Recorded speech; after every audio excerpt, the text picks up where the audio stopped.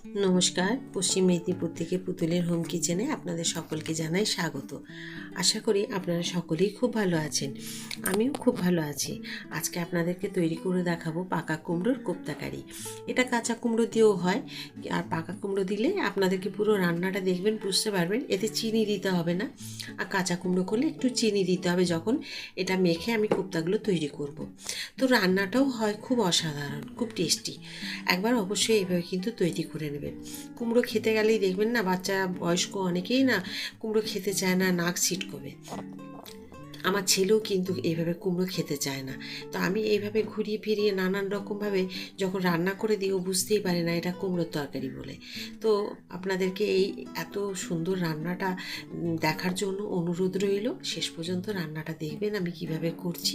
আর please দেখতে দেখতে আপনারা ভুলে যাবেন না লাইক, সাবস্ক্রাইব আর শেয়ার করে দেবেন, যাতে শেয়ার করে দিলে আরও অনেক বন্ধু আমাদের যারা নতুন নতুন আছে রান্নাগুলো দেখে তৈরি করে নিতে পারে। এত সুন্দর সুন্দর রান্নাগুলো, এতে না রুটি, ভাত, লুচি, পরোটা সবার সাথে খাওয়া যাবে। অবশ্যই শেষ পর্যন্ত ভিডিওটা দেখুন, সাথে থাকুন। আজকে কুমড়োর আমি একটা নতুন রান্না করব, সাথে থাকুন, সম্পূর্ণ ভিডিওটা দেখুন। তাহলে কিন্তু এই কুমড়োর নতুন ধরনের যে রান্নাটা আপনারা দেখে তৈরি করে নিতে পারবেন। তো সাথে থাকুন। আমি প্রেশার কুকারে একটা সিটি দিয়ে আমি সেদ্ধ করে নিচ্ছি। আপনারা চাইলে একটা বাটিতে বা কড়াইয়ে সেদ্ধ করতে পারেন, কিন্তু প্রেশার কুকারে করলে একটা সিটি দিয়ে খুব তাড়াতাড়ি সেদ্ধ হয়ে যাবে, সময়টা খুব কম লাগবে। দেখুন, আমি কুমড়োগুলোকে সেদ্ধ করে একদম জল ঝরিয়ে নিয়েছি। আর জল ঝরানোর পরে এতটা জল বেরিয়েছে। তবে এই জলটাকে আমি আলাদা করে রেখে দেব, এটা রান্নার কাজে লেগে যাবে আমার। এখানে রেখে দিলাম, আর জলটা গরমও আছে সেই কারণে। তা এখন আমি দিয়ে দিই কুমড়োগুলোকে। দেওয়ার পরে এর মধ্যে আমি দিয়ে দেবো একটু হলুদ, প্রথমেই দিয়ে দিলাম। দিয়ে দিচ্ছি একটুখানি পরিমাণ মতো নুন। নুনটা আপনারা যতটা পরিমাণ থাকবে সেই বুঝে দেবেন। দিয়ে দিচ্ছি দেখুন কতগুলো নারকেল, মানে যে গুঁড়ো নারকেল থাকে প্যাকেট কিনতে পাওয়া যায়, ডেসিকেটেড কোকোনাট যেগুলো, সেইটা এটা দিয়ে দিলাম। তারপরে দেখুন এই যে মশলাটা করে রেখেছি, এটা আপনাদের বলে দিই। এখানে আছে আদা পরিমাণ মতো, আদা, রসুন, আমি কাঁচা লঙ্কা দিয়েছি, আপনারা চাইলে শুকনো লঙ্কা দিতে পারেন। আদা, রসুন, কাঁচা লঙ্কা, পেঁয়াজ, টমেটো, জিরে সব গুঁড়িয়ে মানে বেটে নিয়েছি। এখানে আমি দিয়ে দিচ্ছি 2 চামচ। এটাকে খুব টেস্টি হবে খেতে। এটার মধ্যে আমি এমনি খুব মিষ্টি কুমড়ো, এটা ব্যাস। আমি এখন এটাকে খুব ভালো করে মেখে নেব হাত দিয়ে। দিয়ে দেবো আমি 2 চামচ ময়দা। আপনারা ময়দা বেশি করেও দিতে পারেন, অসুবিধে নেই। আর দেবো 2 চামচ কর্নফ্লাওয়ার। এই যে দেখুন কর্নফ্লাওয়ার দিয়ে দিচ্ছি আমি।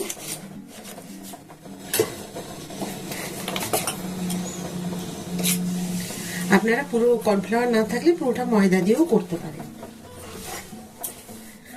এটাকে আমি খুব ভালো করে হাতে মেখে নেব। আর আমি কড়াইয়ে তেল বসিয়ে দিয়েছি, একটু কমিয়ে দিলাম। এবারে এটাকে আমি খুব সুন্দরভাবে হাতে মেখে নেব। মেখে নেওয়ার পরে আমি এগুলোকে ভাজবো, কিভাবে দেখাবো আপনাকে। এটা যদি কাঁচা কুমড়ো হয় তাহলে আপনারা একটু মিষ্টি দেবেন। এটা যদি পাকা কুমড়ো, মিষ্টি কুমড়ো, তার জন্য মিষ্টি মানে চিনি দিইনি। দেখুন একদম মিহি করে মেখে নিয়েছি, দিয়ে হাত ধুয়ে নিলাম। এখন ঠিক আপনারা যেমন ফুলুরি ভাজি আমরা, ঠিক সেই রকমভাবে আকারে ভেজে নেব।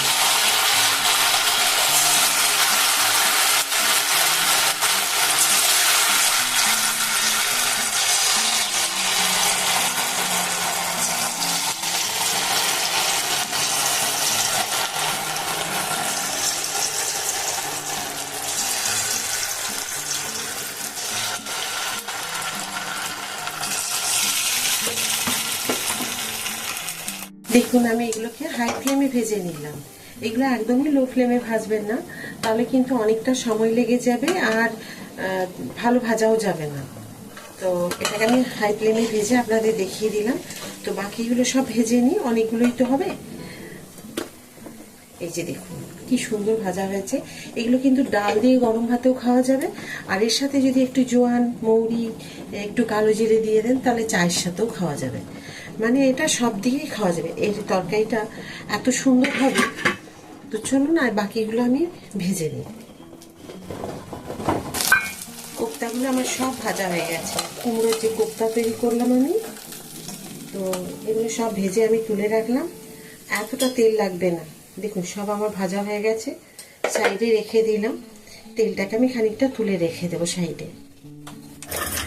আমি এখন দিয়ে দেব একটু কালো জিরে, দুটো ছোট তেজপাতা, আর এখানে দেখুন আমি মশলাটা সব রেডি করে রেখেছি। আপনাদের বলেছি আমি আদা রসুন পেঁয়াজ কাঁচা লঙ্কা টমেটো জিরে সমস্ত কিছু আমি বেটে নিয়েছি। দিয়েছি কাশ্মীরি লঙ্কার গুঁড়ো, জিরে এই ধনে গুঁড়ো, হলুদ, আর এখানে আছে 50 গ্রাম টক দই। এটাকে আমি সমস্ত কিছু নিয়ে এখন দিয়ে দেবো তেলে।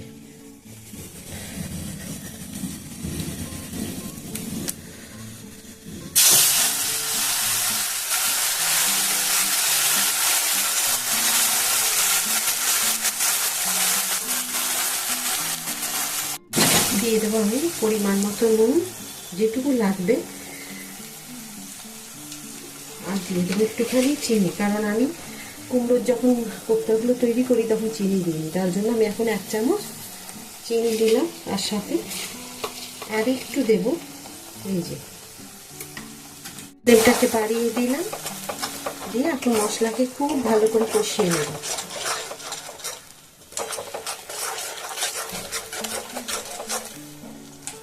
পরিমাণ মতো একটু আমি উষ্ণ গরম জল এর মধ্যে দিয়ে দিলাম। এতে একটু মশলাটা খুব সুন্দর কষানো হয়ে গেছে।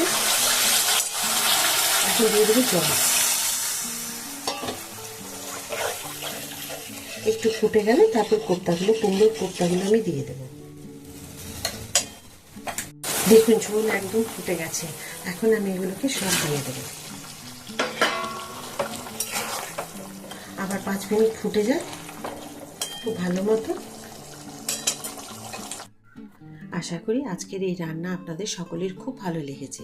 শেষ পর্যন্ত ভিডিওটি দেখার জন্য আপনাদেরকে অসংখ্য ধন্যবাদ।